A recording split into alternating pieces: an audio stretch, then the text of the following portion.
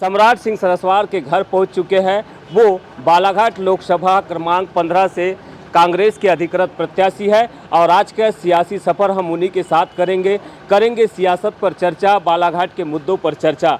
तो आइए चलते हैं सीधा सम्राट सिंह सरस्वार के साथ, उनकी ही गाड़ी में आज सीधा चुनाव प्रचार के लिए। सम्राट जी, आप रेडी हैं? हाँ जी। तो ठीक है, चलते हैं और करते हैं आज सियासत पर चर्चा। ये माइक आप लगा लीजिए।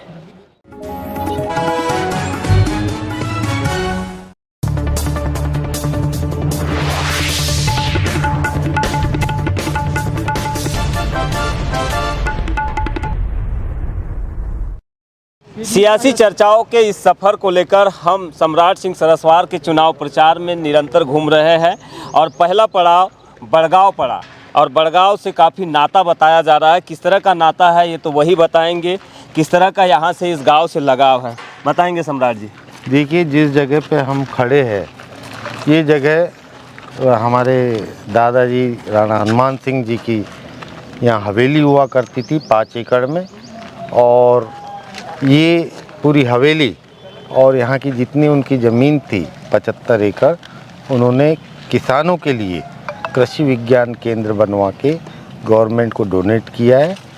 और साथ ही ये सामने जो मंदिर दिख रहा है ये राम मंदिर उसी समय बना के इस पे 42 एकड़ ज़मीन राम मंदिर ट्रस्ट को दे दिया उन्होंने, ताकि मंदिर की देखरेख हो सके और जीवन भर यानी अनंत काल तक उसमें किसी तरीके की परेशानी ना हो, इसलिए मंदिर को 42 एकड़ ज़मीन उसकी रख रखाव और देखरेख के लिए दिया। क्या मुद्दा है आपके लिए भी और जनता को क्या मैसेज आप देना चाहते हैं इस चुनाव में? सबसे बड़ा मुद्दा है मेरे शिक्षित बेरोजगार बच्चे। हमारा ज़िला पढ़ाई लिखाई में हमारे बच्चे बहुत तेज़ है, लेकिन दुर्भाग्य ये कि उनको कुछ भी पढ़ने के बाद में उनकी ना नौकरी लग रही ना कोई रास्ता मिल रहा है। तो मेरी पहली प्राथमिकता रहेगी कि हमारे ज़िले में एक इंडस्ट्रियल हब बने, जो बड़ी इंडस्ट्री जिसमें लगे और उसके अंडर में सैकड़ों एंसिलरी यूनिट लगती है, तो एक नया रास्ता भी मिलेगा और हमारे युवाओं को काम करने के लिए कुछ मौके भी मिलेंगे। साथ ही हमारे यहाँ से जो लेबर पलायन करके जाते हैं, लाखों की संख्या में जाते हैं, उनको भी अपने घर पे रहकर कुछ काम करने का वो मिलेगा। तो मेरी प्राथमिकता उसमें है। दूसरा, हाँ जी, आपने इंडस्ट्रियल हब की बात की है कि बालाघाट ज़िले में इंडस्ट्री की ज़रूरत है, लेकिन हम देख रहे हैं कि बीते कई दौर देख चुके हैं हम लोकसभा चुनाव का, जिसमें जितने भी सांसद के लिए खड़े हुए उम्मीदवार हैं उन्होंने समय समय पर अपने अनुसार कई प्रकार की घोषणाएं की, लेकिन घोषणाओं के अनुरूप ये जो है साकार नहीं हो पाया, धरातल पर नहीं उतर पाया। आपको लगता नहीं कि आप भी ये घोषणाएं कर रहे हैं, ये साकार होगी या नहीं, या आप साकार करने के लिए आपके पास कोई इसका मापदंड है? बिल्कुल मेरे पास में मापदंड है। मध्य प्रदेश सरकार में इंडस्ट्री नहीं लगने के कारण एक दो है, जिसमें सबसे बड़ा कारण है कि यहाँ पे इलेक्ट्रिक का जो यूनिट पर यूनिट जो है दूसरे स्टेट से काफ़ी ज़्यादा है।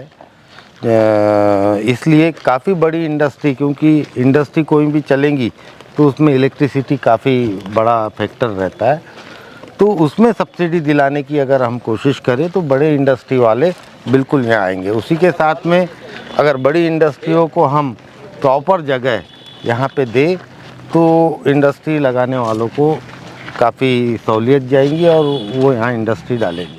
4 दिन बचे हुए प्रचार समाप्त होने को और 6 दिन बचे हुए वोटिंग को। देखिए, हमारा चुनाव तो कार्यकर्ता और मतदाता दोनों मिलकर लड़ रहे हैं। मतदाता बहुत परेशान है क्योंकि अभी अभी विधानसभा चुनाव हुआ, जिसमें मेन मुद्दा ये है कि 2100 रुपये इन्होंने धान का मूल्य देने की बात की, साथ ही 2700 रुपये गेहूँ की बात की। हमारी बहनों को गुमराह किया गया। कमलनाथ जी ने 1500 रुपये देने की बात की थी, इनने 1250 दिया और चुनाव जीतने के बाद 3000 रुपये देने का वादा किया था, लेकिन वो भी वादा उन्होंने पूरा नहीं किया। वैसे ही सिलेंडर 450 रुपये में देने की बात हुई थी, कमलनाथ जी ने 500 बोला तो भारतीय जनता पार्टी ने 450 बोल दिया, लेकिन 450 में अभी सिलेंडर नहीं दे रहे। बहुत सारे स्थानीय मुद्दे हैं जो कि भारतीय जनता पार्टी झूठे वादे करके अपनी सरकार बनाने की कोशिश करती है। अब जनता को सब समझ में आ गया है, मतदाता बिल्कुल इस बार जागरूक है और कोई भी मतदाता भारतीय जनता पार्टी को वोट नहीं।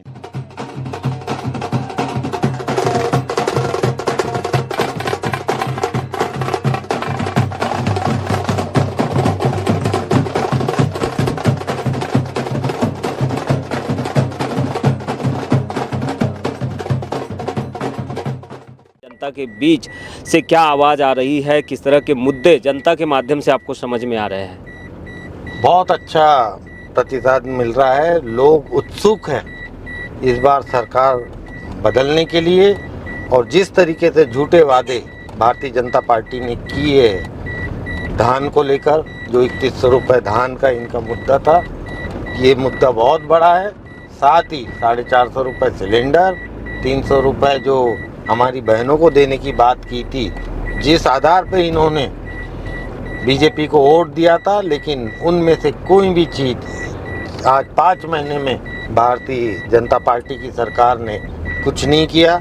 इसको लेकर लोग आक्रोशित है और हमको पूरा समर्थन दे रहे। जो उत्साह जिस भी गांव में जा रहे हैं, सैकड़ों की संख्या में लोग अपने आप आके जमा हो जा रहे हैं और पूरे जोश के साथ में बोल रहे हैं कि इस बार हम सरकार बदलेंगे। हमारे को देखिए जनता कैसी रोक रोक के समर्थन दे रही है और हम अभी सबसे मिलेंगे।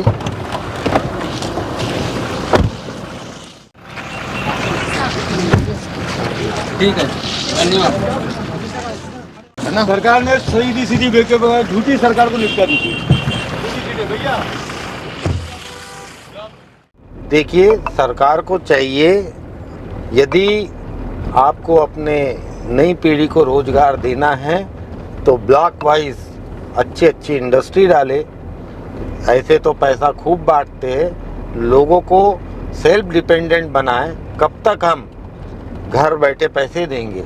जब तक हमारे युवाओं को स्वाभिमान नहीं आएगा, उनके पास में कोई काम नहीं रहेगा, तो वो कैसे आगे बढ़ेंगे? हमें चाहिए सरकार के माध्यम से हर ब्लॉक में कुछ ना कुछ इंडस्ट्री डले, युवाओं को छोटे मोटे काम करने के मौके मिले, साथ में उनको नौकरी भी मिले।